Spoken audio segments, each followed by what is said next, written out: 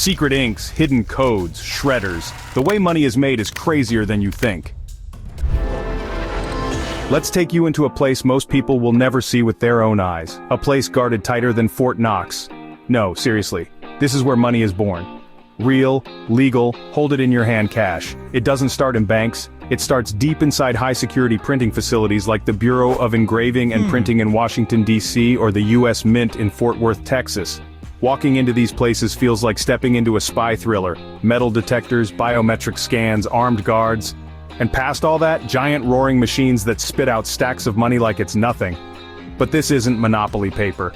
Each bill starts its life on massive rolls of special material. We'll get to that recipe later, but for now, picture room-sized printers taller than a basketball player working 24/7. The noise is constant, the smell is thick, a mix of ink, oil, and paper. There are conveyor belts stretching like highways, moving hundreds of uncut bills from one station to the next. Workers in protective gear operate the machines with laser focus. They're not just hitting print, they're crafting high-security documents, each one more complex than a passport. Security is everywhere. Every person, every movement, every sheet of currency is tracked. Cameras are mounted from every angle, watching not just for theft, but for even the tiniest mistake in production. These bills don't just have to look good, they have to be perfect. If something's off by even a fraction of an inch, the whole sheet gets flagged and pulled. And here's something most people don't know. These facilities don't just print money for the United States. Some print currency for foreign governments too, under tight contracts. That's right, your dollar bills might have siblings all over the world, printed in the same factory. It's almost like the Avengers of banknotes being assembled under one roof. The craziest part? If you ever got your hands on one of those big uncut sheets of cash, they exist by the way and you can actually buy them as collectibles, you'd realize just how surreal it is to see money before it becomes money. It looks like wallpaper for billionaires. Walking through these money-making factories is like seeing a living machine. All parts working in sync, all leading to one goal, to create something you carry in your pocket, hand over at the coffee shop, or maybe even save in your sock drawer. It's so easy to forget how much work goes into a simple bill.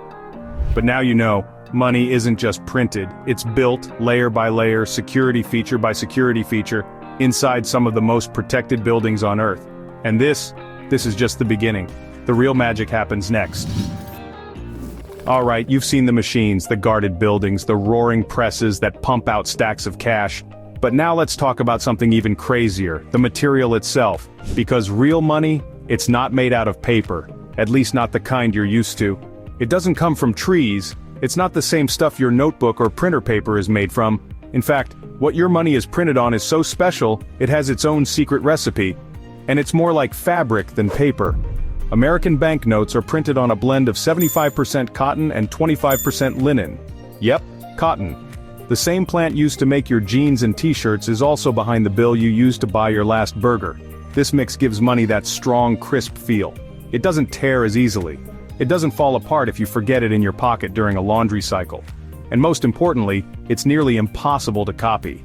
That's the whole point. Now that paper isn't just thrown together in a factory like cardboard. It's made at a secret facility in Massachusetts, the Crane Paper Company, which has been supplying the US government with currency paper for more than a century. Their process? Locked down. They don't even let phones near the production floor. This isn't just security theater. This is high-stakes protection of the literal foundation of money. But it gets better. The paper isn't smooth. Run your fingers across a bill and you'll feel tiny grooves. Those are fibers, some of them dyed red and blue. Those threads aren't random. They're actually embedded during the paper-making process, not printed later. They move with the paper, not on it. It's one of the reasons fake bills feel off. They look close, but they never feel right. And then there's the security thread. You've seen it. That little strip that runs vertically in your 5, 10, 20 and up. That thread is woven into the paper itself before the ink even touches it. Shine a UV light on it, and boom, different bills glow in different colors. It's like a built-in anti-fraud light show. Let's not forget the watermark. That ghostly face you can see when you hold a bill up to the light. That's not printed on. It's baked right into the paper during production. Counterfeiters try to copy it with ink, but real watermarks look like shadows floating inside the paper fibers. That's a whole different level of detail. Even more wild? The ink used later on, it bonds with this cotton linen material in a way that makes removal almost impossible. Try scrubbing it, bleaching it, even soaking it in chemicals. The image won't come off cleanly. That's the point. And just in case someone really wants to try and copy it, some bills even contain magnetic ink that machines can read but people can't even see. It's like money was designed not just to be used but to fight back if you ever tried to fake it. And that's not just a US thing. Many countries have their own recipe. Australia and Canada, they've gone full plastic, using polymer banknotes that feel like futuristic credit cards. These are waterproof and have transparent windows that look like something out of a sci-fi movie. The point is, every inch of that paper is planned, thought out, engineered to be hard to duplicate, easy to recognize, and strong enough to survive years of folding, crumpling, and even the occasional trip through a washing machine. So next time you hold a $20 bill, just remember, you're not just holding paper, you're holding a high-tech, fiber-laced, security-loaded, chemical-proof little masterpiece that started out as something closer to clothing than to copy paper. And somehow, that's just the beginning of what makes money so incredible. You might think coloring money is just like printing a magazine or a poster. Hit print, wait for the ink to dry, and boom, done. But printing real money? That's a whole different beast. It's not just about color, it's about precision, protection, and making something that's almost impossible to copy. Let's start with the ink itself. This isn't your everyday office toner or art supply. The ink used to print money is custom-made and loaded with secrets. Some of it changes color when you tilt it. Some reacts to ultraviolet light. Some even has magnetic properties that only machines can detect. It's a chemical cocktail brewed not just for looks, but for security. The process begins with a layer of offset printing. This lays down the background color. Those soft greens, peaches, and blues that fill the backdrop of your bills. It's the first thing that hits the paper, and it sets the stage. It's fast and smooth, like painting a canvas before the real details go on. But the real magic? That comes next. Intaglio printing. This is where your money gets its texture and depth. The word might sound fancy, but here's what it means. Artists engrave designs into metal plates. Ink is pressed into these grooves and then wiped off the surface, leaving ink only in the carved areas. Then when the plate meets the paper with a ton of pressure, literally, the ink is transferred, and the result is that raised, textured feel on a fresh bill. Run your fingers over a dollar and feel the roughness? That's intaglio. It's like sculpting with ink. This method creates that sharp, almost three-dimensional look that fake bills can't imitate. It's why real money pops under light and feels tough under your fingers. No household printer on earth can copy that. Now here's something most people don't realize. Every denomination gets its own unique ink mix. That's why a $5 bill looks different from a $20 bill, not just in design, but in tone and shading.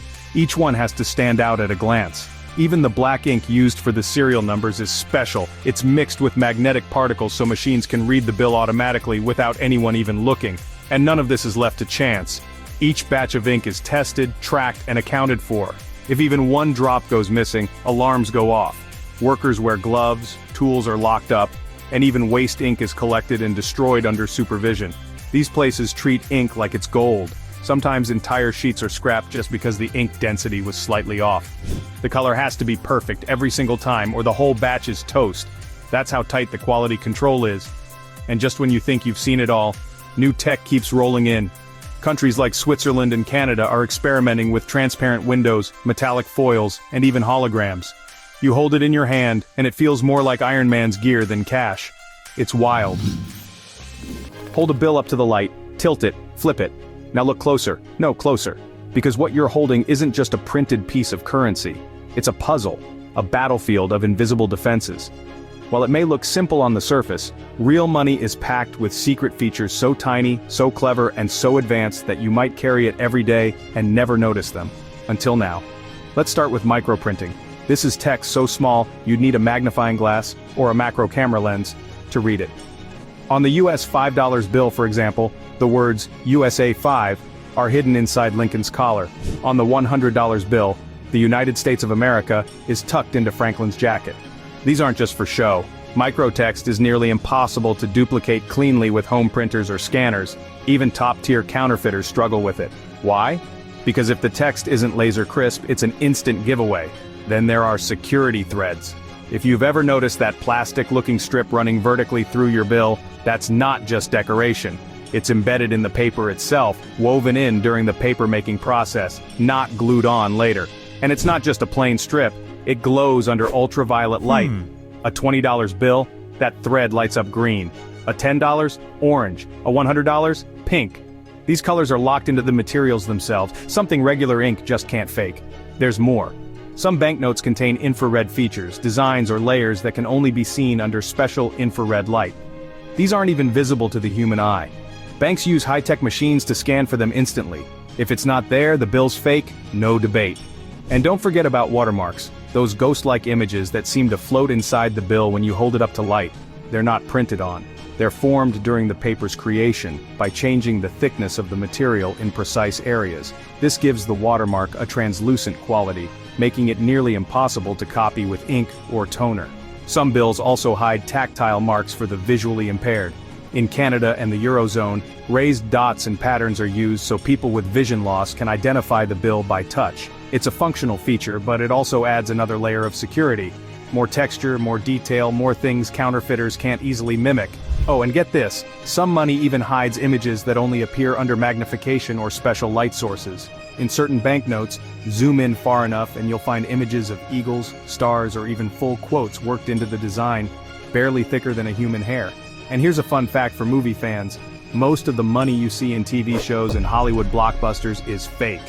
Not just because it's illegal to print real-looking bills, but because the genuine stuff is too complicated to replicate even for props. That's why fake movie money always has to be slightly off. All of this magic, this microtext, these hidden threads and glowing inks, they're like layers of armor. Quiet, invisible, but powerful. Together, they form a silent force field around every real bill you hold. So next time you use cash, stop for a second. Look closer. There's an entire world hiding in plain sight. A world built to outsmart criminals, protect economies, and wow anyone curious enough to go beyond the surface. Ever notice those green digits on your cash? That's the serial number, a string of numbers and letters that looks pretty random, but here's the thing, there's nothing random about it. Each bill in circulation has its own identity, like a fingerprint, and believe it or not, those little characters can tell you a lot more than you'd expect. Every bill is trackable, traceable, and absolutely one of a kind.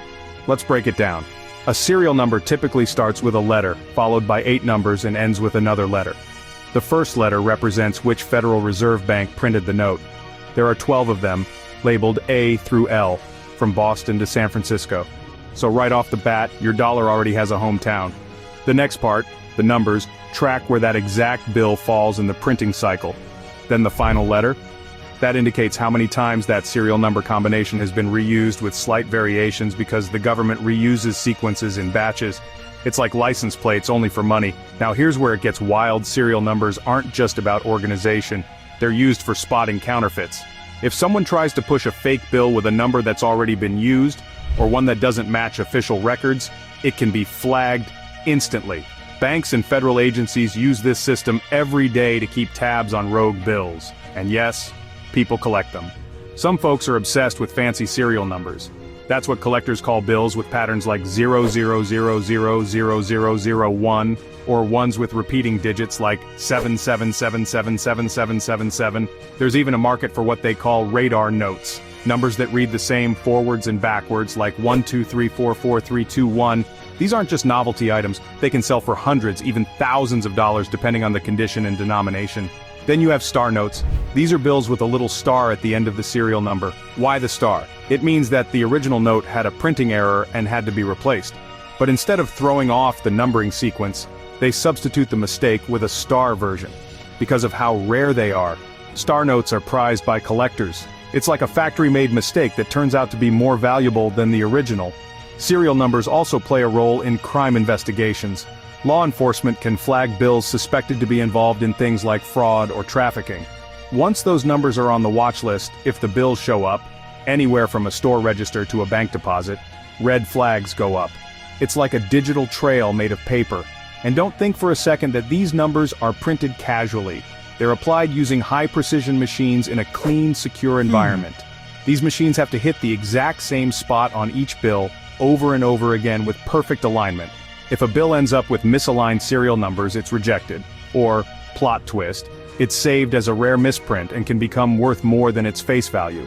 Fun fact, there are websites and apps where people can enter serial numbers to see where their bills have been. Some notes have traveled across the country multiple times before landing in your hand. It's like the currency version of a passport. So next time you get change at the store, take a peek. That little line of numbers might look boring, but it's anything but.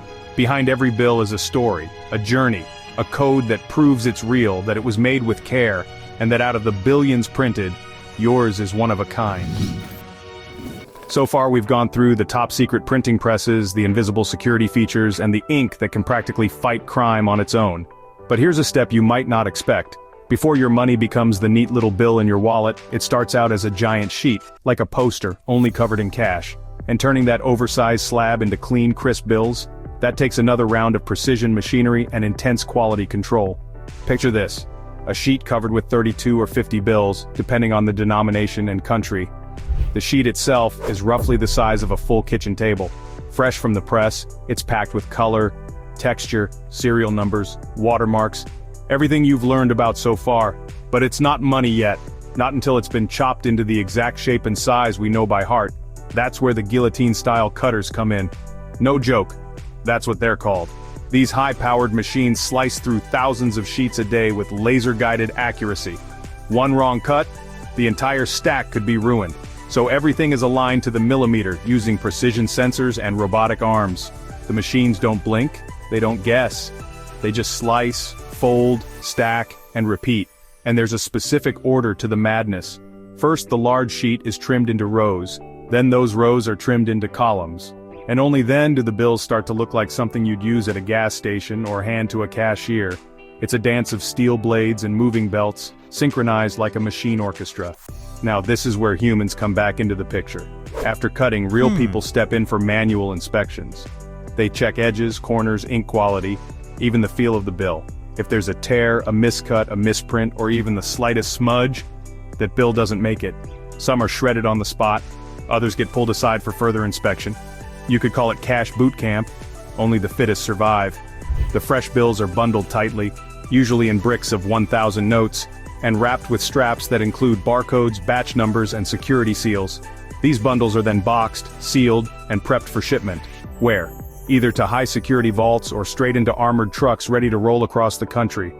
The cutting stage might not sound flashy at first, but it's one of the most crucial steps in the money-making process.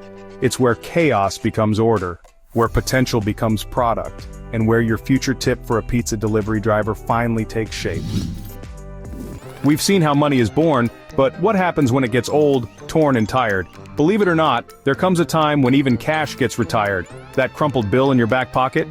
If it's faded, ripped, or just too worn down, it might be headed for the shredder. Yep, real bills are destroyed all the time. In fact, the US government removes billions of dollars worth of old damaged notes from circulation every year. It's not because they're worthless. It's because worn bills are easier to counterfeit and harder for machines to read. The goal? Keep the money supply clean, crisp, and secure. The lifespan of money varies. A $1 bill might last around 5.8 years, a $100 bill, nearly 15 years. The higher the value, the less it changes hands, so it survives longer. But once a bill reaches the end of its life, it's pulled from circulation by banks or sorting machines. From there, it goes to a special facility, often a Federal Reserve Bank, where the real goodbye begins. The destruction process is surprisingly high-tech. It starts with sorting machines that scan bills for damage. If a note fails inspection, maybe it's too faded, too soft, or ripped, it gets automatically diverted to a shredding unit. These machines don't just cut bills in half, they pulverize them into confetti-sized pieces so they can never be used again. Some shredded money is burned for energy, some is turned into recycled materials, and some, it's actually packaged and sold as souvenirs. Ever seen a bag of shredded cash at a gift shop? That's the real deal. Dollars that once circulated through hands, stores, and wallets now reduced to colorful confetti. So yes, money dies, not with a bang but with a buzzsaw hum and a vacuum tube. It's an oddly satisfying end to a journey that may have started in a high-security press and passed through hundreds of people. It's the circle of cash, and every time a bill is destroyed, another is already on its way to take its place. So, the bills are printed, inspected, cut, and bundled. But how do they actually reach you? How does that fresh $20 bill make it from a top-secret facility into your local ATM, or the register at your favorite diner? Once the money is packaged and approved, it doesn't sit around. It's shipped directly to Federal Reserve banks or other central vaults under tight security. We're talking armored trucks, GPS tracking, and guards with nerves of steel.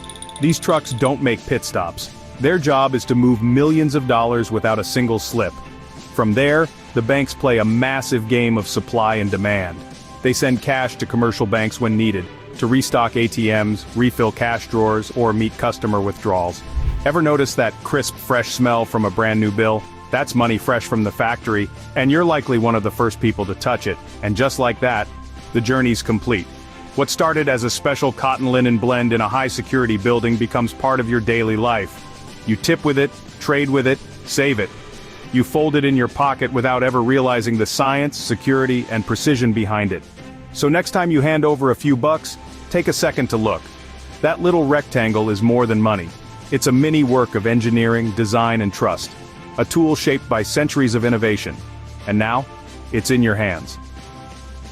That's about it. Do you prefer cash or credit cards? Write in the comments. For more useful information, watch other videos.